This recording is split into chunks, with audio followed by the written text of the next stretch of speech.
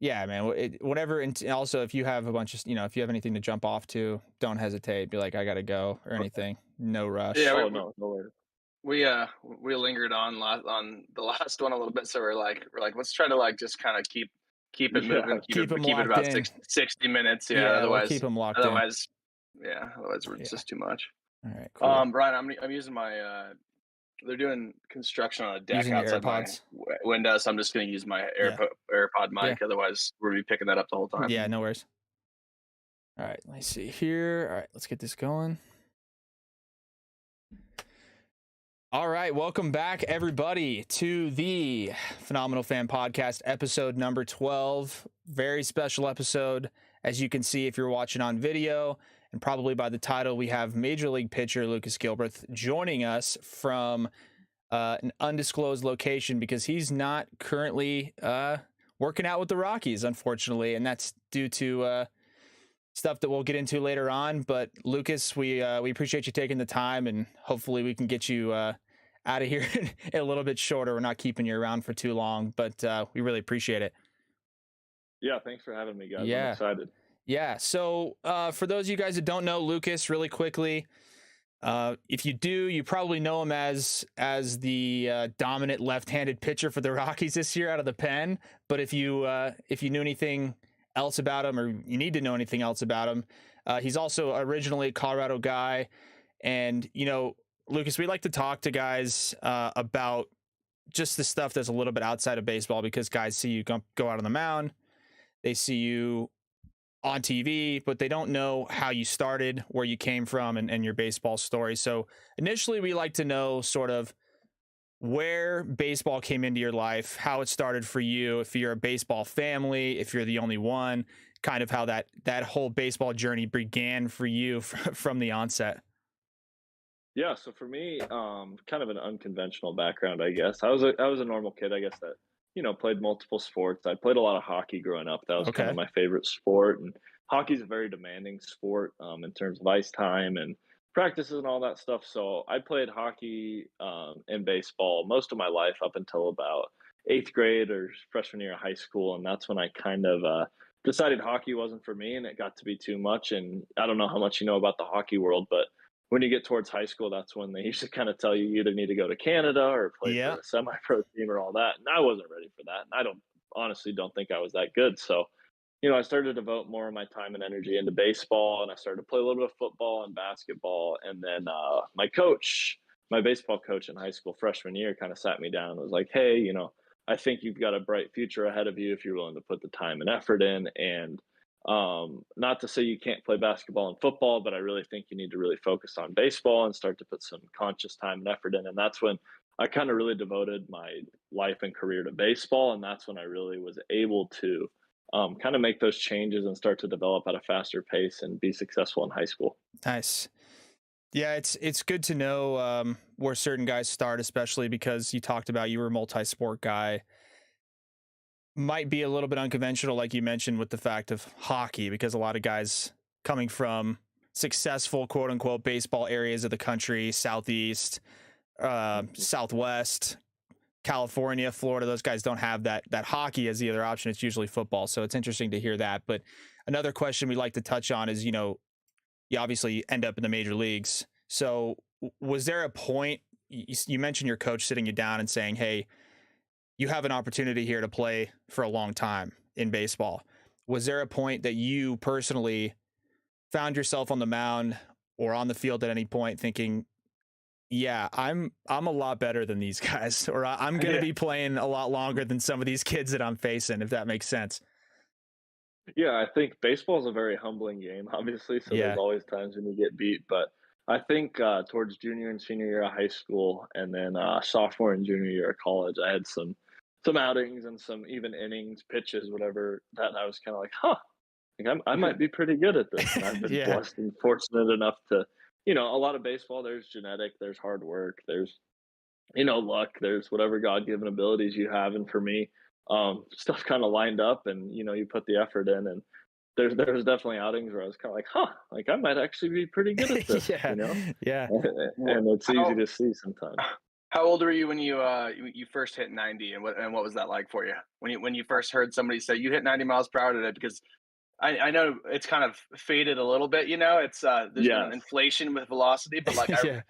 for us growing up, hitting 90 miles per hour is kind of like that magical number where it was like, okay, I have a chance to play professional baseball if I can put my game together.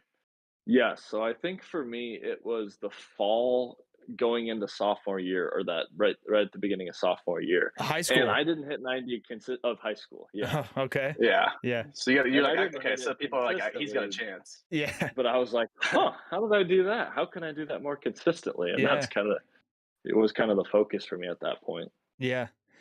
Yeah. Like Yeah, Jared because mentioned. Go a ahead, lot of Jared. it. I say a lot of it is you're like, especially when you're young, is you're trying to get the velocity to figure out if you have that, and then you kind of try to fine tune around that. Is Yeah. that kind of where you were at?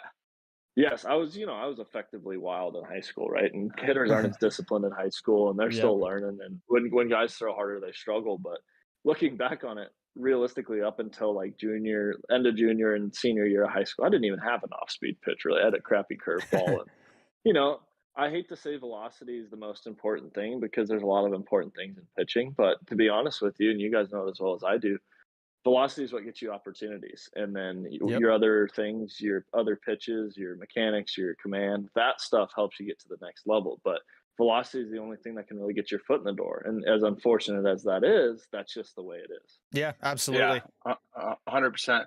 Yeah, it's funny, Lucas. I was telling Ryan, I was like, oh, I was like, I know who he is. I don't think we've ever met each other, but it's really funny. And when I was a freshman in college, I had Tommy John surgery. I was at a junior college in Arizona. There was no reason for me to go back down there and hang out. JUCO's not a Hmm. scholarship based. You're not really part of the team. You're just trying to get to the next level. So when I first heard your name, I somehow weaseled my way into the pitching coach job at Columbine High School. Okay. And you were a senior in high school, and probably know Blake Wyman pretty well. Yes, one of my And good friends. yeah, so Blake Wyman, so I was like they're kind of their quote unquote pitching coach. I was a year or two older than them maybe, so Yeah. not really their coach. It's more of just like the guy to hang out and like try to structure some stuff like college, Yes. right?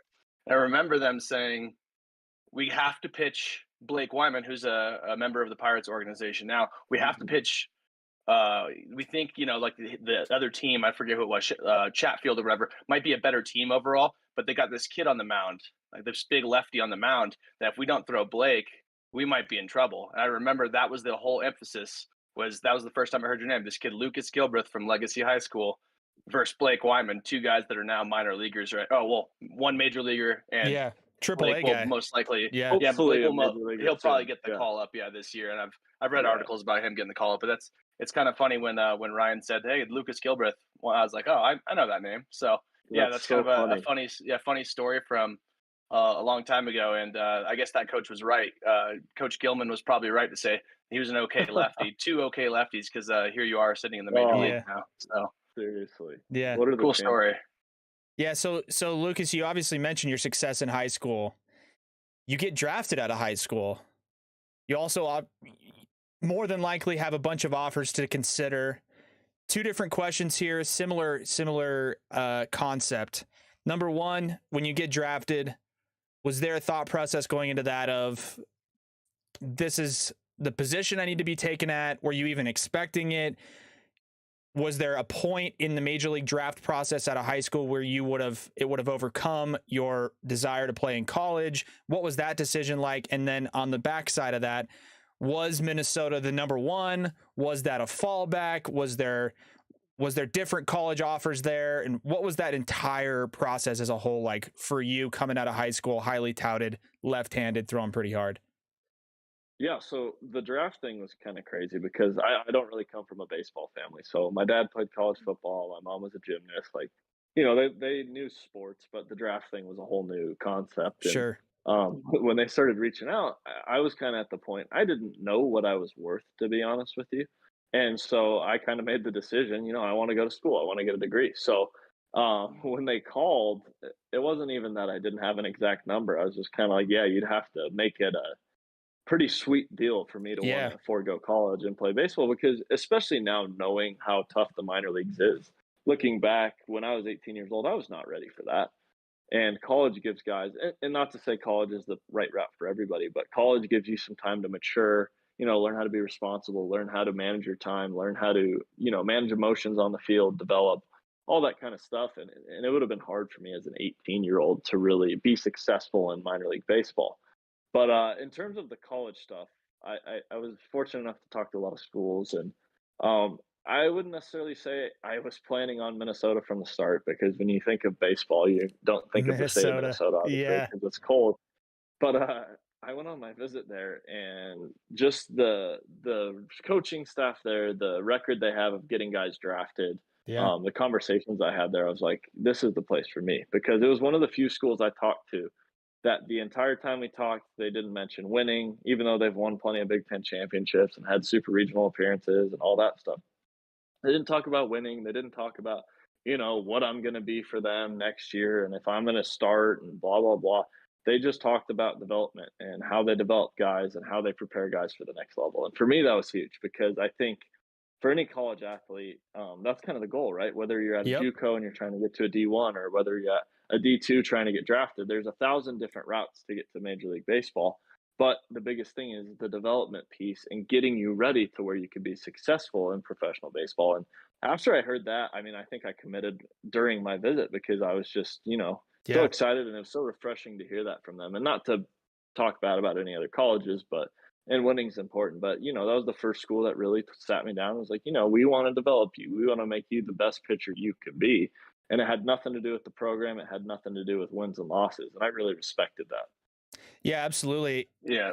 Go ahead, Jared. Yeah, good. No, to say, yeah, that's definitely a good incentive for you to know that was on their mind too. Just getting you to the next level, because I know that there's college coaches out there for sure that they want it done their way. And especially I saw that in the junior college level. It's like they want it done their way. They care about winning. They're not necessarily worried about whether you were effectively wild, when you came in or whatever it was. They weren't worried about that. They were worried about what's going to work for me right now, not how can I develop this player. Yeah. So that's, how do I use them effectively? Yeah, absolutely. Yeah, understandable. Yeah, I mean, and there's a distinction as well between, I think everybody knows it that has experienced or even just watched college sports to a certain degree, but you find out or you watch things like Alabama football or something like that, and you think to yourself, how the hell does Saban keep landing guys like this? How does he effectively recruit so well? And it sounds like a lot of the guys get persuaded by the fact that he comes in and says, hey, you want to play in the NFL, you go to Alabama. That's where you come to play. Not, we're also going to win in the meantime because our team's going to be absolutely loaded. But if you want to play in the NFL, come to Alabama. And so it's a good recruiting technique, I think, definitely for coaches moving forward, to say, you want to play at the next level, this is the spot for you, It's a good idea. But mentioning the Minnesota experience, the next question we wanted to get to is just sort of your general takeaways. Obviously, you got drafted. You dominated for the most part.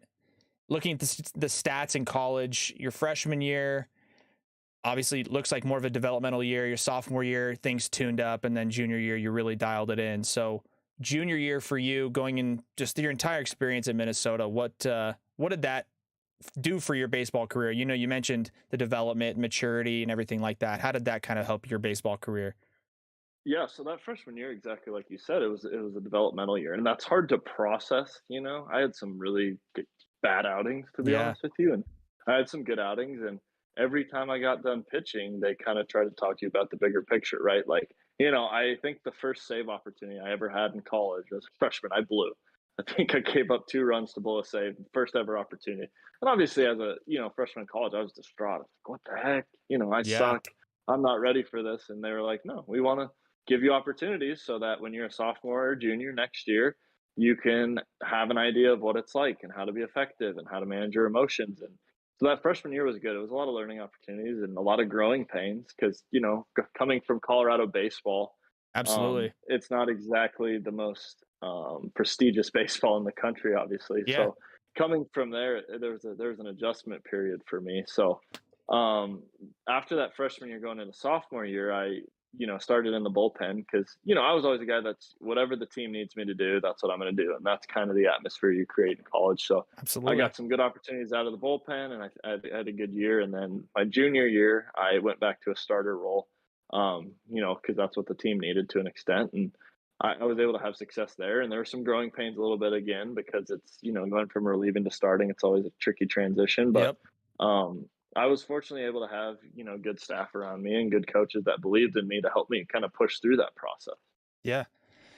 It's interesting you mentioned about whatever the team needs to. The last guy that we had on, Ken Emanuel, he had a bit of a back and forth with people on the outside because he got criticized. Coach got criticized for overusing him in certain situations as a starter. And then he came out of the bullpen and then started the next game, and seemed like there was an overuse, a concern of overuse. But the bottom line is, it sounds like a lot of guys that end up playing college baseball have a lot of success at the next level because they realize, I could start, or I can come out of the bullpen, or if I'm a hitter, I'm not just a shortstop. Especially in college, I might need to play second. I might need to play third. I might need to play center field. So I feel like you mentioned college preparing you for that and teaching you those valuable skills that you may not necessarily recognize while you're learning them. But when you come out of college, you start to realize, oh, wow, like there's a lot of skills that I developed that coach got out of me that didn't seem like it when I was running these poles and throwing up and freezing my ass off and stuff like that. But it's all important. So you go through college, you have obviously a really good experience at Minnesota, and you get drafted the second time. Now, the second draft experience seemingly would be much more predictable. You're a junior, you're eligible, the success you've been having.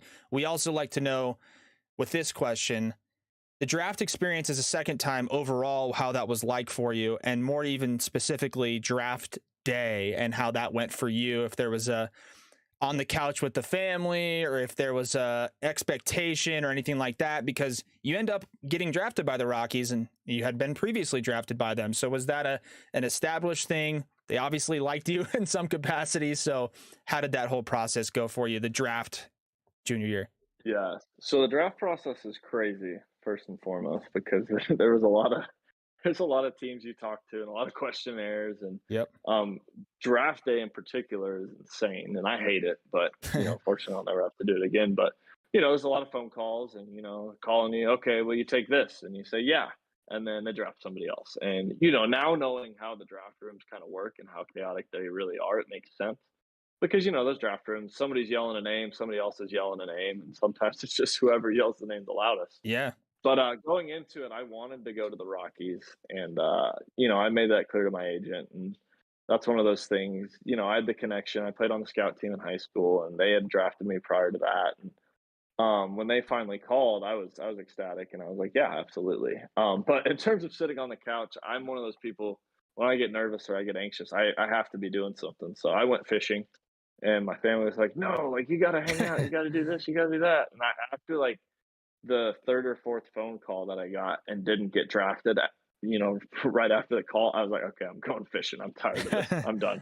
I was like, I can't just sit here and watch the TV and watch the guys that get drafted, because I was losing my mind. Yeah. So it's a bit crazy, but everything happens for a reason. And, obviously I made it to where I want to be now, and everything worked out. But yeah, baseball is a million different paths. You never know. 100%. You mentioned the Rockies as a team. Did you wanted to go to the Rockies? Was there another team that you felt was a strong possibility, or teams that were maybe more interested? You mentioned all these calls you're getting. Were you confident that it was going to end up with the Rockies, or was it a very scramble type, not entirely sure? Because some guys, of course, the higher draft picks, but even just guys in general, they end up going to a team, and at the end of the day, they look back and say, oh, well, that makes perfect sense. This team was on my ass nonstop. I talked to other teams, but these guys wanted me more than anybody. Was that the case with the Rockies, or was it still kind of a jumble? It was a jumble for me, honestly. I think some of the teams that were the most interested, I never even heard from on draft day. Like, talked to the Indians at the time, Guardians now or whatever, quite a bit. I talked to the Orioles a ton, the Rangers, and I don't know if you know much about the scouting world, but there's associate scouts, area scouts, cross-checkers, cross-checkers. Yep. And so it's like, if a cross-checker really likes you, you're in great shape. But if an area scout loves you and would do anything for you, that doesn't mean anything, unfortunately. So I had a lot of those guys that were like, I am going to get you drafted. We need you, and then draft day comes around, you don't hear a word. So Yeah. it was kind of a jumble for me. I think I thought the Orioles were going to take me, to be honest with you, and then they didn't. And then I was fortunate to go to the Rockies. Yeah, it's super fortunate, obviously, being your hometown team and transitioning to the professional experience for you. First year, you're in Grand Junction with the Grand Junction Rockies. As a general experience, rookie year, how was that for you, having the experience that some guys may not be used to? I'm sure you were coming across guys from all walks of life, but having experience pitching in in Colorado, I can tell people firsthand that coming from where I came from in California to pitching in Colorado was a drastic change. I mean, night and day, different baseball altogether. Now, granted, you're not facing metal bats anymore, but you're still in Grand Junction, which is the western plains of Colorado. Yeah. The elevation's still high, and you're used to that. But the first year for you as a pitcher, as a professional, how did that unfold for you being back home, sort of within hours distance of home? Yes, no, it was nice. It was the first time in a while my family was able to like just drive out and watch a game, because Minnesota, I mean, it's not a terrible flight, but it's not exactly one you can drive out for the weekend. So it Right. was nice to be able to have my parents and my wife and my sisters be able to come out and make a 3-hour drive and get out there. And from the baseball side, it was nice to have the Colorado background and understanding what the ball does in Denver. And you do have to be careful to a certain extent. It's not the end all be all, but you have to be conscious of it. And developmental wise, that was when they were really trying to teach me a changeup, and to no avail, because I still don't throw a changeup. But that was a big developmental year for me, learning how to command my fastball and throw a changeup. So there's a lot of stuff, and the Rockies are big on, especially at the lower levels. You're there to develop something. They don't necessarily care about the statistics. They don't necessarily care about wins and losses. They're trying to get you to develop certain pitches so that you can help them ultimately in the big league. Yeah. So it's definitely a different mindset. Yeah, I just would imagine you would have an advantage, just even if it's a small one, right? Compared to maybe some of the rookie ball guys coming, like I said, from internationally to coming from Florida, coming from California. Those guys are probably, and on the flip side, the hitters were probably pretty stoked that they could, especially at that Simplicio field, just right-handed hitters could just hook balls over that 300-foot wall. I mean, it's a tall wall. Jared and I played there in college and stuff, and so we've seen balls that were like, I mean, already in college at the biggest fields thinking, no way that gets out. And then at Simplicio, it's worse. You see a guy hook a ball to left, or a left-handed hitter, it's a pop-up to shallow left field in some cases when I see it off the bat, and it carries out. So I'm sure you were able to at least when you had balls that happen to you like that, whether you're on the mound or it's the opposing team, maybe even pull a guy aside and be like, dude, don't worry about it. He did not catch all of that. It's not a big deal. Yeah. Lucas, you probably had played there before too during your high school years at some point, right? Yeah. You'd made the trip down to Grand Junction. So how was that, being the minor league field that you end up on happens to be a field that you've already played on? Because I know for a lot of guys you've never played. I mean, there's a lot of minor league parks around the country, obviously, and a lot of you could have experienced a new one. It's just kind of funny that you ended up being at the one that you've been to probably more than any other one, right? Yeah, absolutely. And it's a small world. Like, obviously, I had a lot of friends go to Mesa. Yeah. I'd played at the field before in high school, and it was kind of weird just driving to it and being like, yeah, I've been here before. I've been to Grand Junction. This is where I am now. And, you got guys coming from Florida, Georgia, California. Everybody was kind of like, oh, what is this place? And it's funny because, I had prior experience there. And I know how Colorado works. It's definitely its own beast in a way, but at the same time, it's baseball. Yeah, absolutely. Yeah.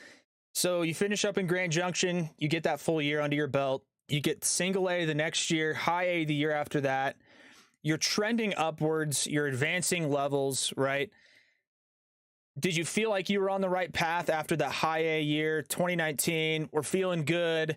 Obviously, nobody can predict what unfolds the year after that, but you're going into finishing high A 2019. Stats are staying where they should be, right? There's no conscious thoughts in the back of your head like, oh, I'm going to get cut, 9 ERA, nothing like that. The numbers were staying even. How did you feel after that 2019 year? Were you projecting a couple years out? Were you hoping it was going to be one more year? What were your thoughts after that high A? Yeah, I kind of got to the point for me where you kind of get in no man's land to a certain extent at points in the Sure. minor leagues, right? Like high A, for example, you feel like you're close, but if you really think about it, you're not that close because you're sitting there saying, crap, well, maybe next year I go to double A. And the year after that, maybe I go to triple A. And the year after that, maybe I get some time in the big league. And then, I'm up and down. The next thing you know, you're 30, right? So Yeah. I kind of got in that no man's land after that year and I was frustrated. And, then of course COVID hits and I'm, even more frustrated. I'm like, crap, what Right. am I going to do? So that's when I had some conversations and I wanted to make the transition to the bullpen, and I made some mechanical adjustments to start throwing harder. And that's what I put all my time and attention in, to becoming the best reliever I could be. And then kind of tried to prove myself that at the end of that 2020 pandemic year in the instructional league or fall league, I was able to go out and throw, and it put me in a good position going into spring training 2021. Yeah, and that was our next question. As a minor leaguer, going through, you show up to spring training just like everybody else did. You're at camp, and then shut it down. Bang it, we're done. We don't know how long it's going to be. Ends up being months, a full year for minor league guys. What did 2020 look like for you as far as development? Were you going to, were you throwing weighted balls into the side of your house, in the backyard? What did that development year look like for you? Because a lot of guys can be set back by that, but it sounds like you made even a bigger jump. Well, he's a fisherman. So he just cast it. That's all he could do. Yeah. He said hit it, just throw a tossing huge the weight line on there, and he's just whipping it out there. Yeah. That's a secret. So I was fortunate enough. I had a facility, Thunder Baseball Academy, that they were closed because of COVID. But I ended up just going there because nobody was in there, and I was able to go by myself. So I did that for a while, and then I built a little plyo wall thing in my garage. Nice. And so through almost a COVID, and I set up a little home gym in my little one-car garage at my wife and I's little townhouse. And nice. I was just kind of doing that thing on my own the entire time, and I was able to get all the stuff done that I needed to, and have the opportunity to continue to develop. Sorry, my dog's barking. No, you're good. Yeah, it's interesting, Jared. We talked to Ken about it too. Everybody's different. Everybody's got their different experiences. You've seen the videos of Aroldis Chapman in his penthouse suite in New York City, just on the whatever workout contraption he's got, and he's got 9 plates on there, just dripping sweat. It's different for everybody. But it sounds like a lot of guys had to make do with what they had. It sounds like Lucas had a house, had a townhome. It's interesting to see the different stories. Obviously, guys have different resources too, right? Freddie Freeman's living in a 9-bedroom house. He can turn one of them into a simulator almost, or there's all kinds of stuff guys can do. But for minor leaguers, it was so different.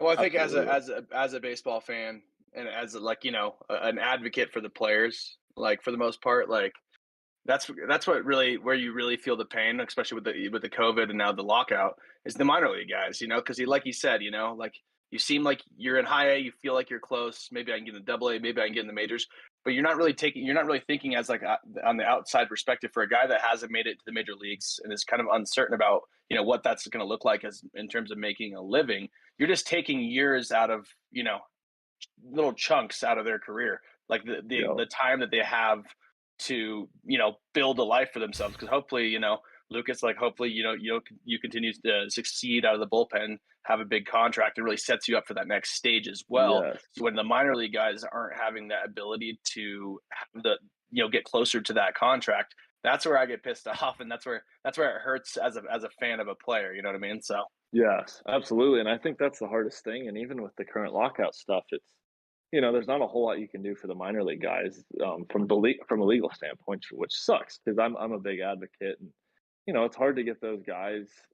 The things you go through in the minor leagues are obviously a problem, and they're trying to do things to address it. But like you said, let's say you go to college, get drafted, play in the minor leagues for 6 or 7 years, you leave that, and what did you really gain from it? Yeah, some experience. It was cool, but at the end of the day, you're making $6,000 a year. You're in financial hardships as you leave, and you have 0 work experience, and you're either going back to college or entering the workforce at 28 years old. So I'm a firm believer that something needs to change there. But even, with this current lockout situation, to me, it's like, okay, what's the next best thing we can do? Yep. If a guy does make it, he should be able to be set up for life, right? But Absolutely. even with Yeah. the current setup, it's hard. It's, only, I want to say, less than 10% of all professional baseball players ever make it to the MLB, right?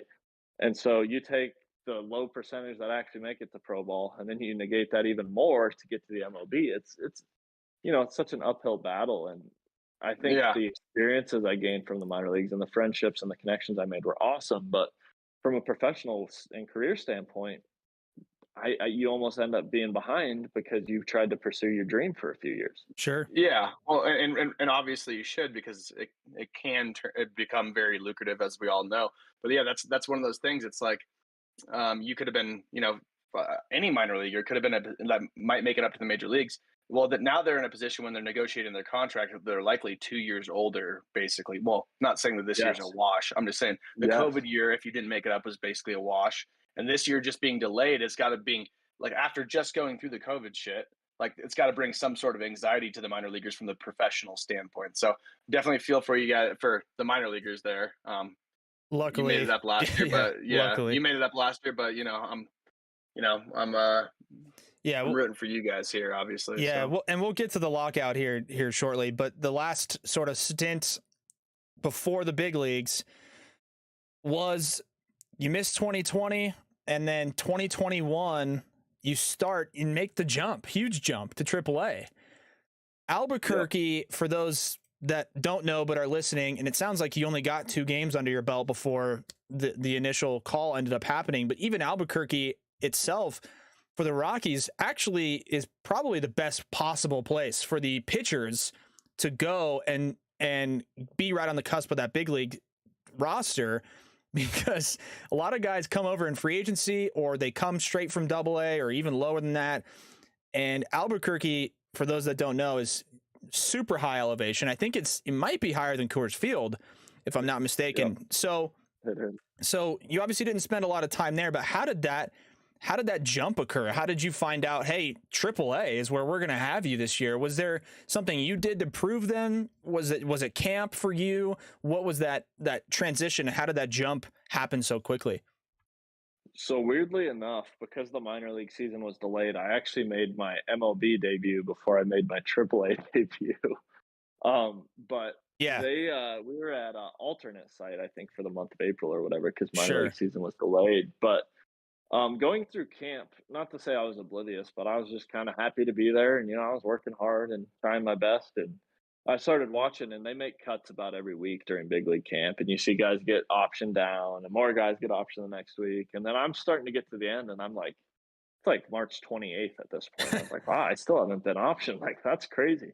So I made it to the last day before I got optioned. And they said, you're this close to making a team, blah, blah, blah. You'll be back up. And I was kind of like, huh.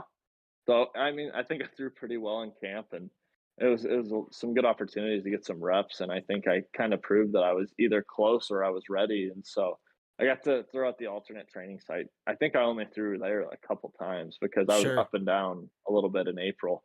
And then May, I got called up to the big leagues. I was in the big leagues for about a month because of some injuries. And then I made my AAA debut, I believe, in June. So I flew down to Sugar Land. I threw an inning. The next day, I threw 2/3 of an inning, and I got called back up and stayed for the rest of the year. There you go. But Albuquerque is worse than Denver, if anybody is wondering, in terms of a place to pitch and the altitude and the way the ball flies. I've grown up in Denver. I've played in Colorado my whole life. And some of the things I saw in Albuquerque, just in batting practice, I was like, oh my gosh, that should not happen. Yeah. No, high elevation, for people that don't know, the ball doesn't move when you're as a pitcher. The ball doesn't move nearly as much. So whatever off speed that you had that could have been nasty, you could have thrown a slider that, if you were playing down in, say, Georgia or Texas or wherever, it might have caught a little bit of that air and tailed or darted to the outside corner. You either get weak contact or a strikeout. That same pitch might spin here.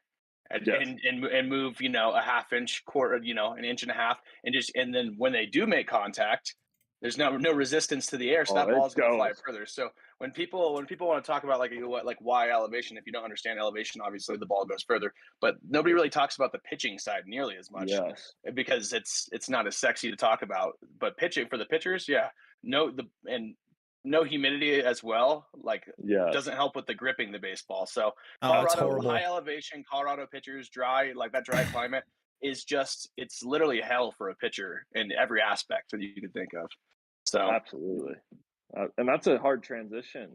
Even at the big league level, when I got called up, learning how to pitch in Coors, particularly against major league hitters, there's no perfect recipe, but it took me a while to kind of figure out, okay, my breaking ball is only going to move half of what it usually does at sea level, right? So how do I sequence that? How do I locate that? And you learn what pitches are most effective and what locations are most effective. But there's a big trial and error period, and especially for guys like, I'm fortunate to be from Colorado, so I have some experience. But some of these guys from Georgia, Florida, humid sea level places, even California, they come there and they're like, what the heck? Like, my slider doesn't move, the ball flies, my fastball, doesn't ride like it usually does. And it's a big transition for a lot of guys. And it is fortunate that we have Albuquerque, but guys that get traded or guys that we send up from AA, they have no experience with that. Absolutely. I remember my first mistake, Colorado pitching, was my freshman year in the fall, right when I showed up to campus and we had our first scrimmage and I was on the mound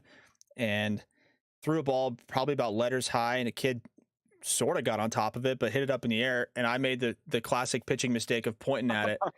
And our center fielder took about two courtesy steps back and watched it sail 30 feet over the fence. And I was like, what? Like, that is just that. I mean, not right. Yeah, it just doesn't make sense. But like you said, it's something you have to learn with. And it's also just, it's inevitable. It's something that is going to happen. The ball, you're going to give up cheap home runs, especially at Coors Field.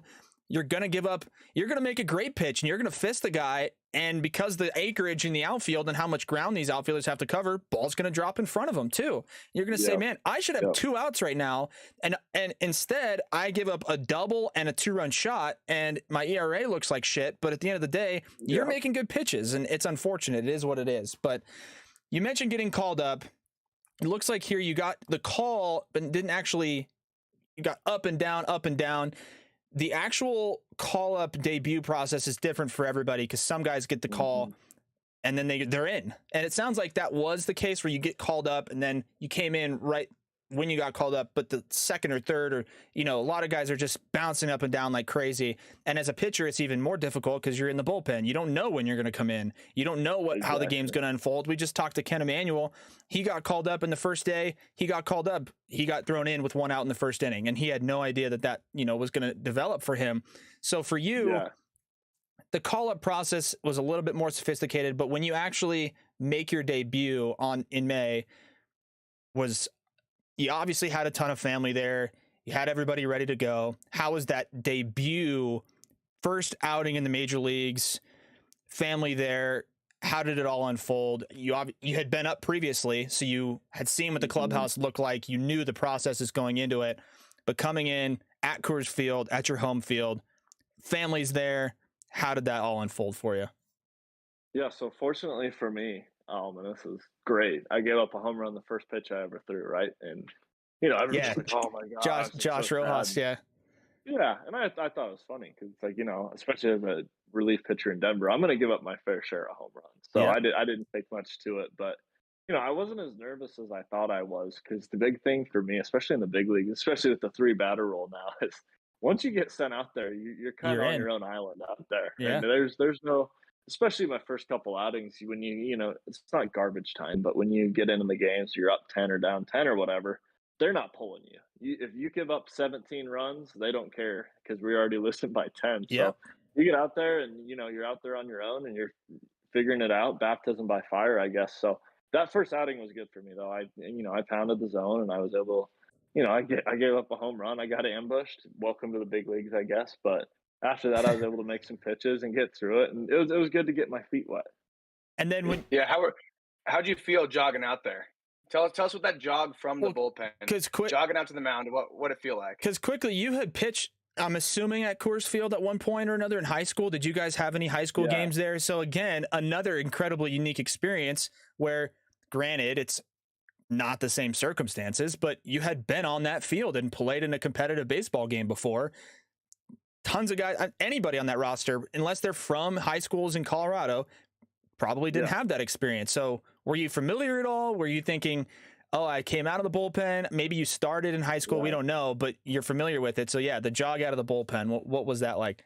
Yeah, so we had the Futures game there in high school, and the one thing I remember about the jog from the bullpen is that it was a very long way, and that still held true. And it's still a long way when I run out there because I don't think TV does it justice. Even if you're at the field, I don't think it does it justice.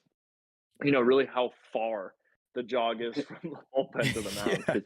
You get there and you're like, holy cow. Yeah. And we always make the joke. We watch opposing pitchers come in from the bullpen. Yeah, and, they're we'll laugh like, they're running too fast right now. That's not good. And you see them get to the mound and they're huffing and puffing and we're all dying laughing. But, other than that, not to say I don't notice the fans or the crowd because that helps you with a lot of adrenaline. But to a certain extent, you kind of start to try and block it out. And it's the same game we've been playing since we're, 4 years old. And that's kind of the way you got to treat it. And I'm fortunate we have some good veteran guys that kind of help me through the process. But, just the biggest thing at the end of the day, and I was told this in college, and I was told this in the minor leagues, and I was told this in the big leagues, is baseball is the same game, your whole life pretty much. As a pitcher, you execute pitches, you throw the glove. If you do your job, more times than not, you're going to be successful. And that's kind of the approach you have to take to it, even at the big league level.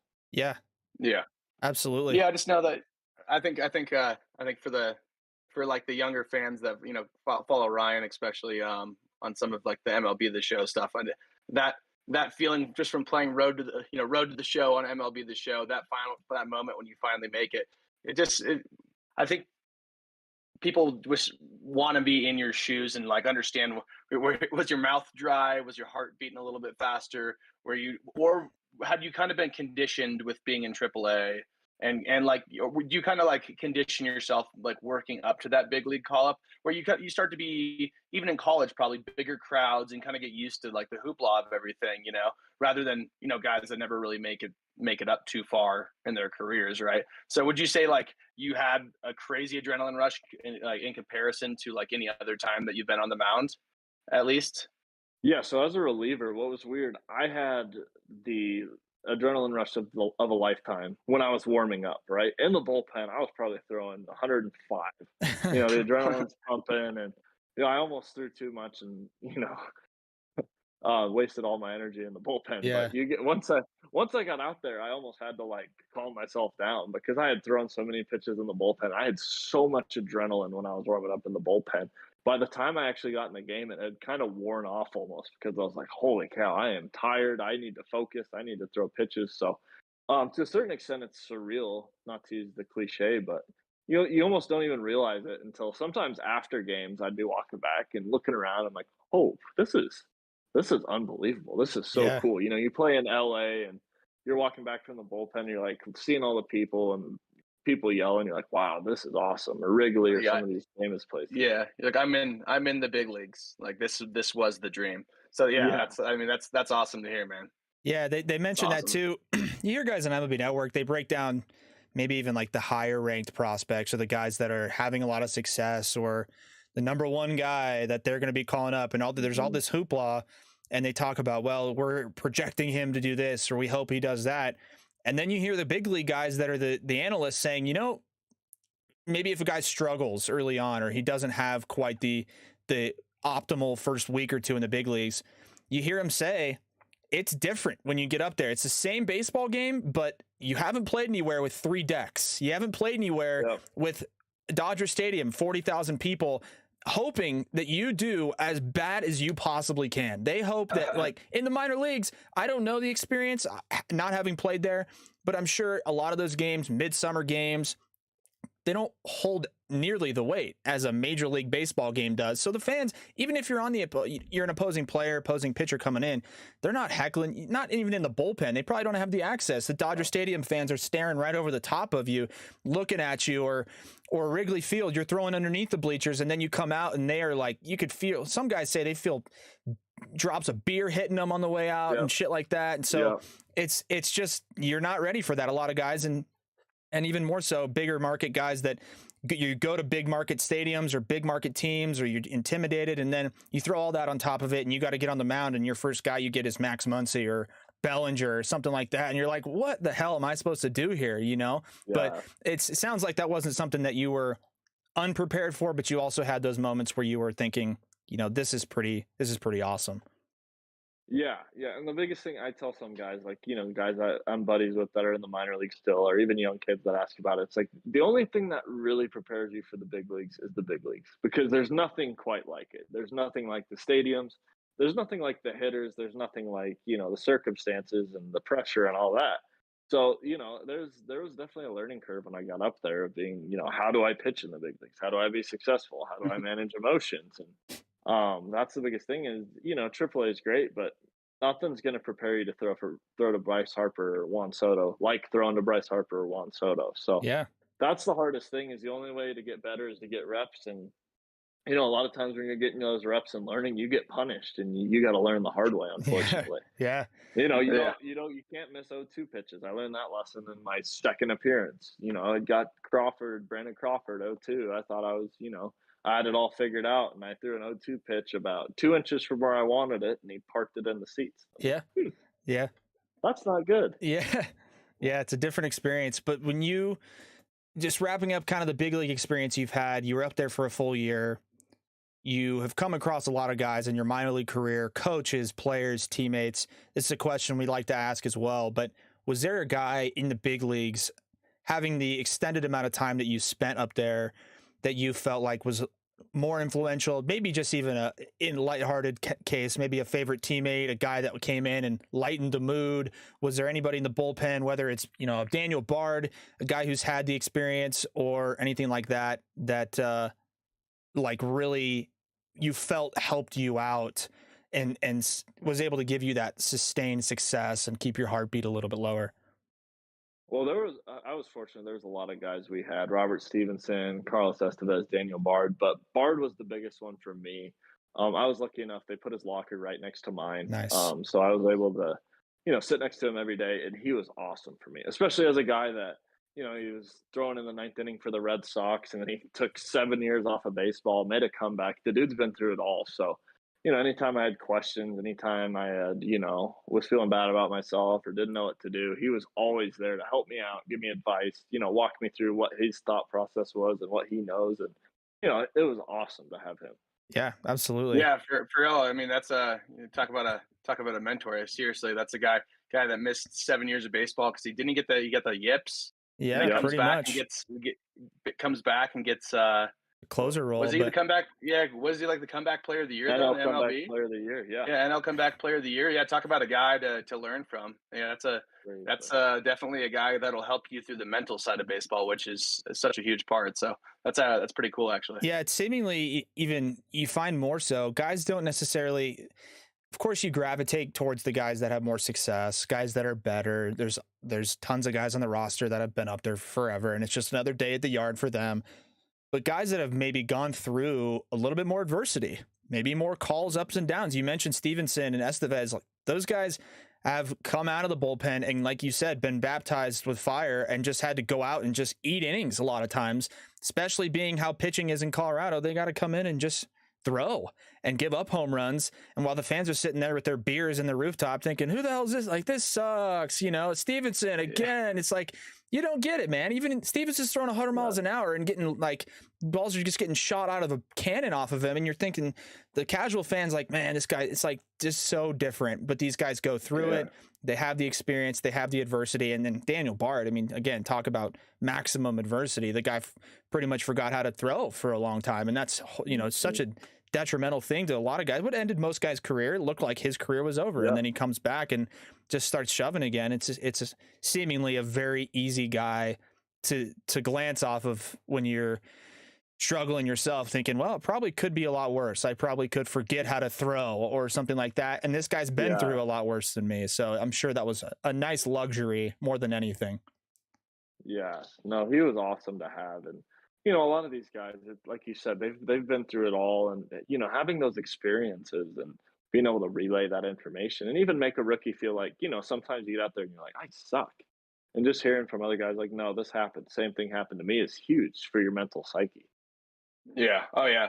That first, the first pitch home run. I imagine you probably just like, well, at least I got it out of the way early.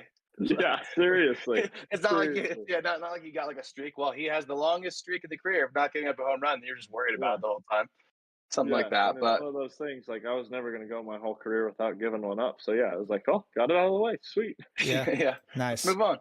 So Cool. So Go we're ahead. talking about Driveline now, right? Yeah, I was going to just touch on a little bit of Driveline because it looks like you've been involved up there a little bit. You've been around the guy like Eric Sim, these guys who it's just interesting to see the content that they put out because it's a ton of professional guys, a ton of big league guys, a ton of experience and baseball wisdom and everything in those rooms. So your experience with Driveline and stuff, how has that been for guys that see a lot of content with them or the guys from Driveline? How has that experience sort of helped you? Because you've obviously reached the pinnacle, but there's still room to grow, always room to grow. So how has that off the field, developmental, while you're in the big league stuff treated you so far? Yeah, that's been awesome. I mean, Eric Sim's an awesome guy, and he's hilarious, and, Trevor Bauer is obviously one of the smartest people in baseball, and, talking to him about pitching and whatnot has been so helpful to me. Just pitch development stuff, and even guys like Johnny Gomes being around, Eric Gagne, who's obviously one of the best relievers of all time, in Yep. my opinion. Just learning from those guys, and even not asking a ton of questions, but just observing and seeing what they do it's been incredible. And then from the marketing side, I think you guys probably know as well as I do, baseball is not the best at marketing, the MLB in particular. Yep. So, kind of learning from these guys and seeing what they've been able to do to brand themselves and, create content for the fans and everybody at home because, unfortunately the MLB is not going to do it. So the only way Yeah. fans are going to get access to it is if guys do it themselves. So it's been great to be around them though and learn from them. Yeah, and that facility, because you've been to the Driveline facility a few times, or was it just the one? I saw you in an Eric Sim video throwing. Was that a one-time thing, or have you been up there more recently, like frequently, or what's like that whole facility is just so high tech. There's so much going on. There's, like you said, pitch development, the slow motion Rapsodo, all that stuff that there's cameras and sensors and wires and all this stuff going on. Not to mention, if you want to get some work in and pitch to other big league hitters or cusp big league hitters, you have that luxury. So that Driveline facility, if you could do your best to describe it, I mean, like I just gave a lot of detail, but it's one of a kind. Would that be wrong to say? Oh no, absolutely. I think that is the if not one of the most elite facilities out there, right? You have the opportunity, like you said, to throw in front of a Cy Young winning reliever, Cy Young winning closer. Sorry, you have the opportunity to throw to big league hitters. You have the opportunity to throw in front of guys that have been big league hitters for 15 years. I mean, just the amount of guys that come through and the things that can be learned because everybody has different paths and different knowledge. Yep. It's such a great opportunity. Yeah, absolutely. And you mentioned Eric Sim, just for our listeners. How is it being around that guy with the camera, with the fanfare that he puts on, the energy that he brings? You mentioned Bauer too. We can touch on him too, but Eric Sim is a general guy. He's obviously got a big presence on social media. How is it being around him and being in the same room as these guys that are just screaming and yelling and smelling salts and throwing balls as hard as they can? But specifically Eric Sim, the king of JUCO. What's he kind of like?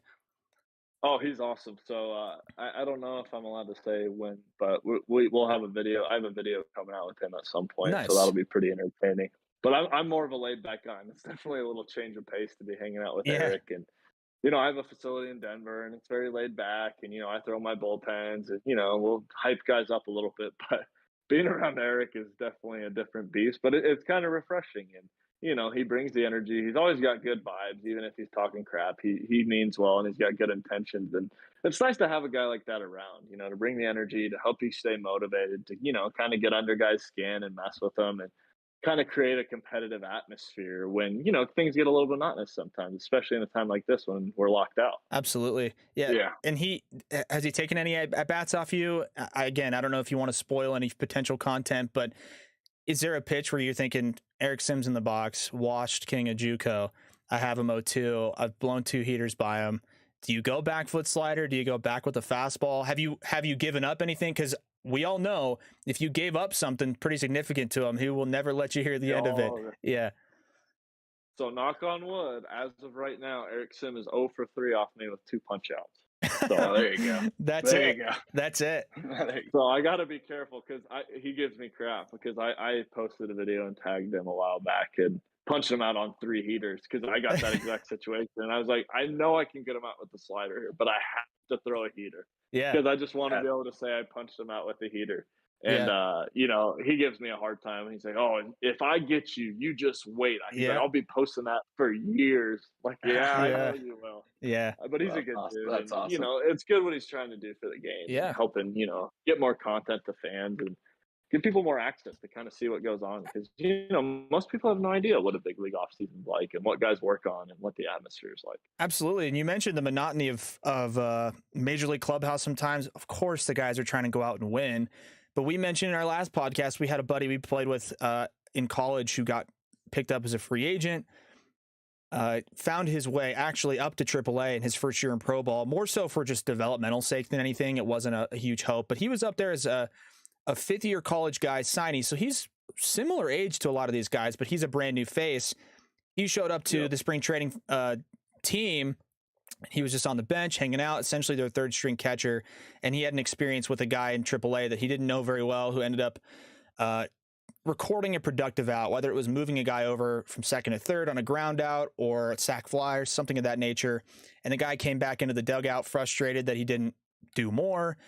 And our buddy tells the story that he kind of gave him a pat on the ass and on his way back in, kind of like, hey, good job. Don't sweat it. Nothing like that. And his teammate turned around to him and said, don't ever look at me again. Don't talk to me again. Don't touch me ever again. And of course, you don't have quite that much, I'm sure, in the big leagues because the guy that would probably never fly. But at the same time, those guys are there to conduct their business. And so a lot of guys can be pretty serious, pretty mellow. And so, like you said, I'm sure it's a huge change of pace to go up to a place like Driveline and have the speakers going and having guys screaming at each other and stuff in a good way, of course. But it's interesting to hear how different of an experience that is. And that works really well for a lot of guys, too. They end up going up there and hitting a bunch of PRs with velo and weights and everything because they never had somebody screaming in their face telling them they suck. And that fires guys up. So it's really interesting to see that. And it's funny to hear about Eric Sim of all people. And so it's a good transition to our final baseball topic of the off-season workouts and where we are right now.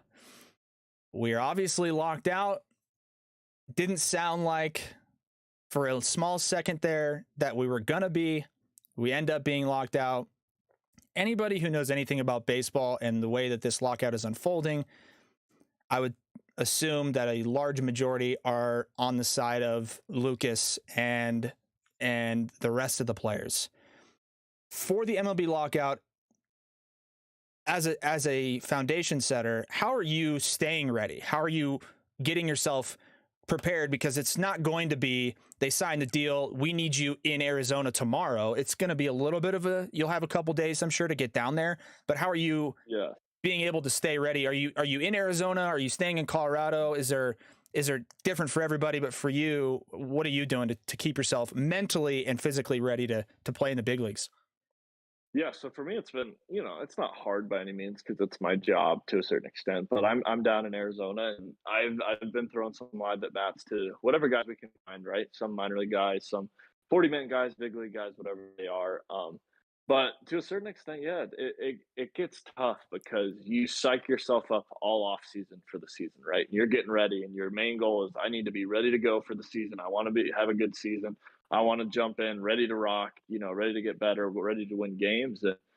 And, when you keep having to push that back to a certain extent, normally I would have reported mid-February, and now we're, into the first week of March, and we still haven't reported. And it doesn't sound like, there's any end in sight as of right now. So it's hard to not even stay motivated, but to stay focused, right? To kind of see the task at hand and make sure that, like you said, if I get the phone call and they say, came to an agreement, got to be ready in 5 days, I need to make sure I'm in a position to be ready in 5 days, because Yep. especially as a young pitcher, I had a pretty good year last year and I'm happy with how I was able to throw, but I'm still fighting for a job this year and I'm hopefully fighting for a role in the back end of the bullpen, and I have to be ready to go. So that's been kind of the tricky part for me, is just staying focused and staying locked in, and, telling myself that I know it keeps getting pushed back. I know that, we keep having to keep the off season going, if you will, but at the same time, I have to stay ready. And, it's been good to be around other guys that are in similar situations, and,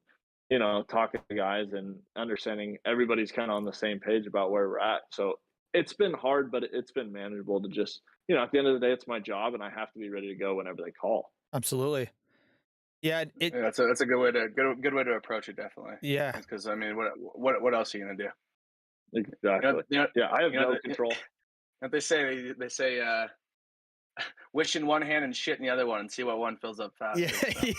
Yeah. So you can keep wishing that yeah, exactly. So yeah, the last thing here on the lockout, it's a question that we had down and may have been a little bit hesitant to ask, knowing that you were coming on a week or so ago, or even longer than that, whenever we had previously talked, but we didn't know at the time, like we mentioned, when things are going to be settled. And we also didn't know if we wanted to get an opinion from you, because we didn't know. A younger guy, we don't know. Some guys in a situation like yours might sit back and say, you know what? I got nothing in this. I'm just a player. I just want to keep my mouth shut and I want to go play. But as it's started to unfold, the most prominent figures in the sport are speaking up pretty actively and pretty vocally against the owners, specifically Rob Manfred, and the way these negotiations have unfolded. And as a player, if you could give your side of how you've seen things unfold, what you've heard. We've heard all this stuff on Twitter. These reporters claim that they know everything and they see everything. And of course, a lot of reporters are getting their information directly from the owners. And so the owners, it's all negotiation. We all know one side's trying to make the other side look worse, and back and forth. And that doesn't mean that both sides don't have things that they are valid with, and certain things that both sides maybe are a little bit out of line with. But the bottom line is the players are looking to get paid more, as they should. The owners are looking to keep the money. And that's pretty much, without going into it for another hour, that's pretty much the general consensus. So as a player, you obviously stand with the players, but where do you see this taking the game of baseball? We all know it's a negative, but just your general feedback on what this lockout has done for the sport and where you stand in all of it. Yeah, so obviously I am biased, and obviously I support the players, and I've tried to kind of look at this from an unbiased perspective, right? I'm kind of a logic person, and I've tried to understand it from the business sense, a little bit from the owner's side, and obviously I have my own ulterior motives, and I want to get paid better, and I want to do this and that, but simply from an economic side, I think, aside from whatever feelings and illogical stuff, I like to think of it from just an economic standpoint, like I'm an owner, right? Everybody knows inflation's happening. League revenues have been going up every year, and the salaries haven't followed suit, right? So just the super simple, without even diving deep into anything, the salaries haven't kept up with inflation, right? And that's not a complicated thing to see. But to me, more of the problem has come, and I think this is why guys like Max Scherzer and Bryce Harper and Mike Trout are really speaking out, is, to me, I think the owners kind of treated us like we were either stupid or we didn't care or we weren't going to pay attention, right? And I think that's what rubbed most guys the wrong way is, we're going through these negotiations, and were there times where the players probably asked for too much? Absolutely. And were there times where the owners didn't offer enough? Absolutely. That's how negotiation worked, right? But when they kind of got to the point where they started to make threats and put their foot down and say, it's our way or the highway, and tried to sneak things in on players, like I'm sure you've seen in some of the articles, that's when I think it got really nasty. And I think, we were trying to negotiate the whole time. And as it came to fruition and seeing the end result, I think part of me feels like this was kind of the plan all along. And it pains me to say that, but it's almost like kind of hearing their offers and some of the stuff, because you only hear, I don't know, 25% of what actually goes on in the media and on Twitter and stuff, obviously. And hearing kind of the bigger picture, it's like they didn't want to come our way at all. And I don't know if they will in 2 weeks or a month or whatever. I have a feeling they're going to. But to me, it was like this was almost preconceived, and they had an idea when they locked this out December 2nd that this was the plan. And I don't know everything, but just from my perspective and from my knowledge, it's to me it was kind of negotiating in bad faith. And I do get some of the things you asked for were probably a bit much, but to me the biggest thing you can ask for from both sides is just good negotiation, and I don't think we got that. Absolutely. And that's, I mean, that's exactly what we hear from the player's perspective. And it's hard, very hard from a logical standpoint, putting things together, connecting the dots, to take a step back as a third party, impartial person, right? We're all fans. We hope the game goes on. You guys are fans to a certain extent. You want to, of course you want to play because it's your livelihood, but you're fans of the sport. You want the job and the industry that you find yourself in professionally to succeed. And so it's, as a logical person taking a step back, hearing the sentiments that you sort of echoed there, it's very apparent that there seems to be a number of games that they're willing to miss on the ownership side. Mm-hmm. Seems to be an amount of time that they're okay with. And the players, to their credit, to your all credit, are sticking to that and sticking it to the owners and saying, we're going to play when we feel we are being treated and compensated fairly.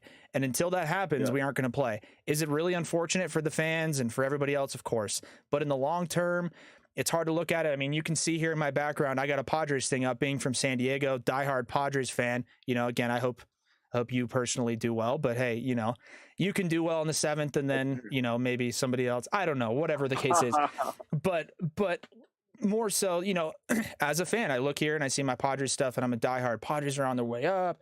Got all these guys, got this young talent. I mean, you're in the same spot. You want to be able to go out there and compete. I want to see my team play a full season and win a championship. But the grand scheme of it is, if I want to set my team up as a fan for more long-term success and have my players be more sustainable in the game of baseball and enjoy it and want to be on the Padres and this and that. The Padres have done things pretty well for the most part, but that's not the case for a lot of teams. And if you ended up finding yourself in the offseason, somebody, that flurry of action that happened before the lockout, and Lucas gets traded to the Pirates or these smaller market teams where the owners are crying poor and pulling in billions of dollars, you're going to sit back and be like, why do we have 25 guys here getting paid $40 million combined when the owner is making billions of dollars? Where is this money? What is going on? And it's a very simple, like you said, an economic, very basic understanding of, there's a lot of money coming in, not as much as going out to the product. You guys aren't asking for 100% revenue share. You're asking for a fair share, and a share that a lot of these other leagues are seeing. Professional leagues, NBA, NFL, these guys are seeing the compensation they feel is appropriate. And so you guys are seeking the same thing. And it's just all around, of course, an unfortunate circumstance. But at the end of the day, you guys are doing what's best for you. And I think that should be echoed over and over again. And hopefully we can do that with our platform. So it's good to hear that you, of course, stand with the players, but on top of that, the players are doing the right thing, because a lot of people can look at it and be, of course, there's the main sentiment, if they're already making so much, why do they need more? But for Lucas, it's a pretty big jump to go from 550 to 750. That is life-changing money. It's already a lot. And they don't talk about, 550 is already so much. Well, he's got to pay an agent, and he's got to pay his union fees, and he's got to pay for certain parts of your living. You got to pay for all this stuff, and it doesn't end up being 550. It doesn't end up being this huge numbers that even these monster contracts are. And so the more that you guys can get a share of that, I think, is important, and it's really good to hear another similar perspective. I'm sure, because again, they've talked about the deal when it first came out, the last and final, whatever the fucking bullshit. The last best deal. Yeah, the last best before the arbitrary deadline that they decided to set. The last and best Well, if you're a younger guy, you're like, hey, what do I care? I'm getting a huge raise, but it's much bigger than that. And it was great to see those players there too. Scherzer's and all those guys were there. Guys making big money, but younger guys, Josiah Gray was there, and these guys that are rookie in your similar boots, you know, that are like, I'm getting a raise. That's all I care about. But it's way bigger than that. So yeah, absolutely. So yeah, that's all we had for baseball. And you know, before we let you go, we wanted to hit you with some rapid fire. One answer, one word. You can go more if you want, but we had some rapid fires here that we wanted to get from you, just to get to know Lucas a little bit better for the fans and everything else. So, number one, pretty stereotypical question here for a Major League Baseball player, but what is your go-to baseball movie if you got a choice of all of them? The movie that you're going to be tuned into, right? You got them all lined up. You got them all on DVD. You're getting on the plane. What's the baseball movie you're going to? Oh, see, I'm a guy that loves all of them too, so I'm just going to go right off the top of the head, Major League. It's a great choice. It's a great call. Yeah, it's a great call. Choice. All right, how about favorite non-baseball movie? Ooh, American Sniper is one of my favorites. And nice. Then I do like Marvel stuff, so I'll go with Thor for that one too. Nice. Cool. Yeah. Okay, favorite non-home field baseball stadium you played at? Oh, San Diego. For sure. Let's go. Hey. Let's go. Yeah, I love that. Ryan, you know Ryan loves that one. Let's go, man. Yeah, that's a beautiful field. It really is. They've done an awesome job. Yeah, that's the sentiment I've heard from most guys is like having played. It's no disrespect to even your home field or even the other older classic parks. We had a coach at Metro that was a longtime big leaguer, and he was like, listen, no offense, but like I'd rather play in Petco or Angel Stadium or Dodger Stadium than fucking Wrigley Field or Fenway or these places that it's like I'm peeing in a trough, you know, in the bullpen bathroom. Yeah, you're like, what the hell? The hell's going on in here, you know? But yeah, so Petco Park, good choice. And then off the field, you mentioned fishing. Let's go besides fishing. Favorite 3 off the field activities, non-baseball related. Okay, I'm gonna go golf, hunting, and video games. Those will be my 3. Okay, hey, there we go. And what's the video game of choice? Ooh, right now it's Halo. I think it's either nostalgia or something. I don't know, but I've been really enjoying Halo. I think it's just bringing me back memories from like middle school. Yeah, not a Warzone guy? Sitting there on a snow day. I played Warzone. I do love Warzone, but once Halo came out, I kind of got hooked on Halo. Yeah, I think it is the nostalgia, to be honest with you. Fair enough. Well, and once they got rid of Verdansk, it's never been the same. It wasn't the same. Yeah. They followed suit with kind of what Fortnite did, and they just fixed what wasn't broken. And yeah, that's the biggest thing. I'm like, you already watched it happen. Why'd you repeat history? Yeah. Okay. Your first choice of a restaurant. Ooh. Any restaurant. It could be chain. It could be, you know, you could go chain. We're not going to judge or anything, you know, if it's Texas Roadhouse, but if there's like a one name non-chain place too, you got every option in the world, any restaurant in the country. Where's your choice? Okay. I'm going to Carnivore in Milwaukee. Carnivore. That's, where some of the guys took me. It's a super cool, steakhouse. Fancy steakhouse. Best steak I've ever had. Okay.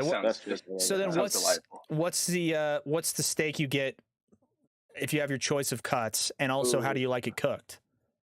So I like a New York strip, and at a good place like that, I'll do somewhere between medium and medium rare, depending on, you know, they all have a little different definitions. Sure. I don't like it to be like purple, but I definitely got to be red. Yeah, absolutely. And then as a general guy, obviously you're in the big leagues. The schedule's probably shifted a little bit from college when you got early classes and stuff, but you find yourself being more productive as a morning guy, or are you now a night owl? Which one do you prefer? You stay up late, you get up early, morning or night? So it's weird. In the off season, I'm always a morning guy. First thing I do, I work out.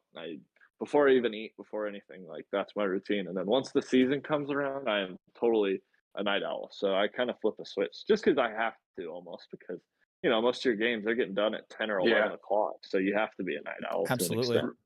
Revved up a little bit for sure. Absolutely. All right, here's one that you got to make a tough decision here. Well, It's not that tough. It's not that tough. LeBron James or Michael Jordan? Ooh. I think it depends on the circumstance. If you're going a true one-on-one, I've got LeBron James. But I think if you're talking about who would I rather have on my team, I'm going with Michael Jordan. That's a good answer. I That's think probably what LeBron's most people got are. a better skill set, height, speed, size, all that stuff. But if I've got to pick somebody to win the game and put my life on it, I'm taking Michael. Yeah, that makes sense. All right. And then, yeah, last question here, and this might be the toughest one of them all. Movie production company comes to your front door and they're like, we're going to make a movie about Lucas and his life up to the big leagues. It's a biographical movie, but they tell you, you have the first choice of any actor in the world to play you in the movie. Who's the actor you're going with in a Lucas Gilbreath documentary, but, you know, biographical type of thing? I'm taking Chris Hemsworth, and not even because I look like Chris Hemsworth. He's such a attractive human being, and I love him as Thor. Yeah, as long as he can figure out how to throw. That was my next. Is he going to be able to throw? That can't throw. Yeah, can he throw left-handed too? Especially, it's going to have to be. That's one that baseball movie or any sports movie in general. You never do any justice. And actually, what's really funny is that you brought that point up. Is I was watching Wedding Crashers last night, and it's the scene where they're playing football, and Christopher Walken is throwing a ball to Bradley Cooper, and they pan over to Christopher Walken. He's like 80 years old, and he just goes with his arm like this, and then it pans like the camera over to where the ball's at, and it's just a dime that goes like 45 yards. And I was like, wait a minute, that doesn't add up. But that's funny that you said that, because I think anybody that's watched Major League or any of those guys, they're a bunch of actors, you know. Yeah, they're goofy. They're trying, but they're trying. Yeah, and that's why some guys go with the stereotypical baseball guy, Costner, or somebody that at least knows it to an extent, knows what it's going to look like to try to throw a ball. Of course, they're not asking these guys to throw 95 miles an hour, but something that at least resembles an athletic move, right? Yeah. Absolutely. What if we can get him like when he's in thought, here on the mound, zoomed in, and then cut away, and then you cut away, and you look out on the mound, and he just does his mechanics. I think we solved the issue. Or we could just throw Lucas in a wig. Throw Lucas in a wig and just have him out there. Yeah. There you go. There you go. Yeah. Well, cool, man. Well, thanks so much for hopping on with us. I'm hoping this lockout ends soon. I know we both are chomping at the bits to watch a little bit of baseball because we've been making predictions. We're hoping that you have another great year out of the bullpen, man, and continue to succeed in your career and chase down that big contract one of these days soon. But yeah, thanks so much for coming on. Yeah, Ryan.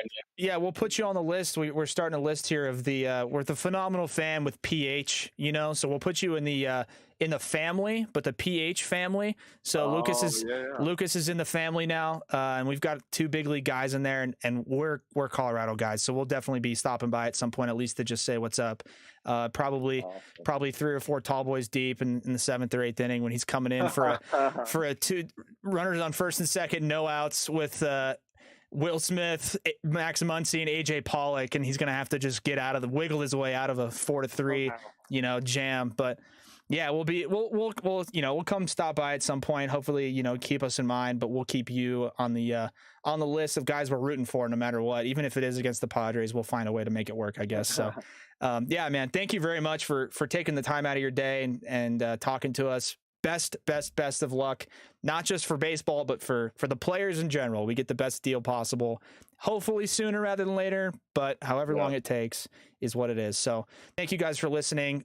Lucas, thanks for taking your time, and we'll catch you at the park at some point. Yeah, thank you guys so much, and thank you for all the well wishes. I had a blast being on here. Yeah, I'd love to come back at some time. Yeah, man, absolutely, man. That'd be great. We'll check in mid-season and see how things are shaping up. Maybe the Rockies are making a push, right? There we go. Yeah. All right. Thanks, man. We appreciate it.